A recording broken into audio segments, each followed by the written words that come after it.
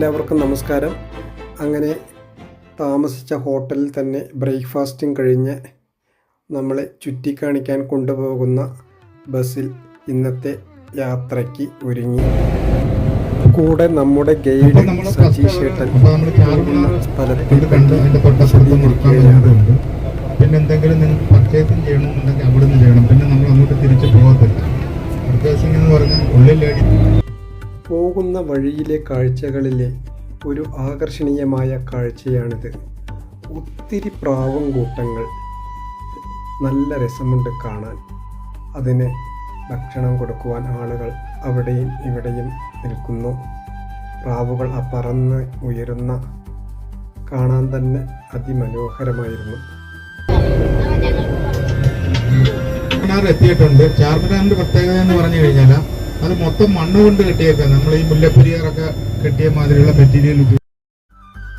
അതെ, നമ്മുടെ സജീഷ് ഏട്ടൻ പറഞ്ഞില്ലേ, അവിടേക്ക് തന്നെ നമ്മൾ പോകുന്നത്.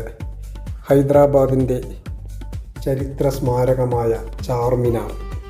ഹൈദരാബാദ് എന്ന് കേൾക്കുമ്പോൾ ആദ്യം മനസ്സിൽ വരുന്നത് ഈ ചരിത്ര സ്മാരകമാണ്.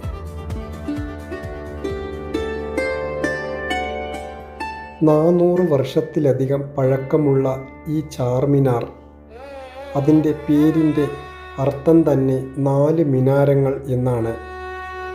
4 വശങ്ങളിലുമായി ഉയർന്നു നിൽക്കുന്ന മിനാരങ്ങളാണ് ഇതിൻ്റെ ഏറ്റവും വലിയ പ്രത്യേകത.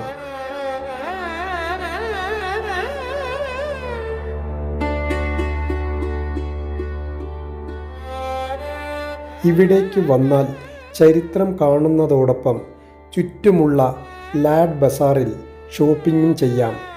വളകൾ, മുത്തുകൾ, കൈത്തറി ഉൽപ്പന്നങ്ങൾ എന്നിവ ഇവിടെ വളരെ പ്രശസ്തമാണ്.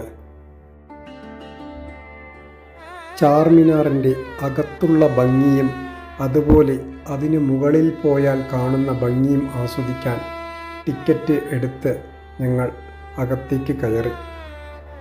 ഒരുപാട് വിദേശി സഞ്ചാരികളും ഇവിടെ എത്തിച്ചേർന്നിട്ടുണ്ട്.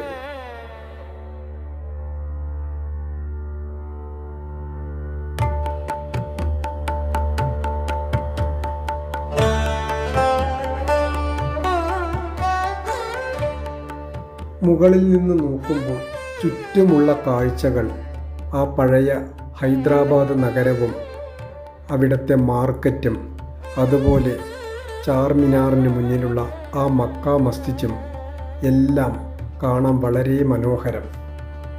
ആര് വന്നാലും ആ മേലെ നിന്നും കുറച്ച് ഫോട്ടോകൾ എടുത്തു പോകും.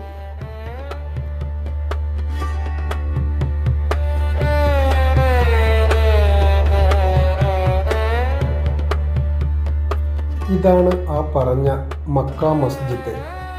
കാണാൻ വളരെ മനോഹരമായിരിക്കുന്നു. ഇവിടെയും മുന്നിൽ പ്രാവുകൾ പാറി നടക്കുന്നതിൻ്റെ അപൂർവ കാഴ്ചകൾ കാണാൻ നല്ല രസമാണ്.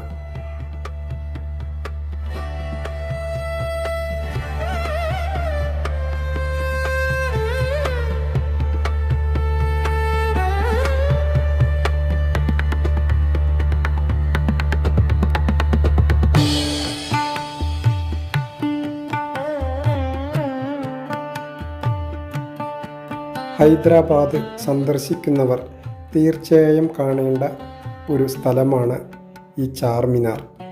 ഈ വീഡിയോ നിങ്ങൾക്ക് ഇഷ്ടമായെന്ന് വിചാരിക്കുന്നു. ഇഷ്ടമായെങ്കിൽ ഒന്ന് ലൈക്ക് ചെയ്യുക, സബ്സ്ക്രൈബ് ചെയ്യുക. നന്ദി, നമസ്കാരം.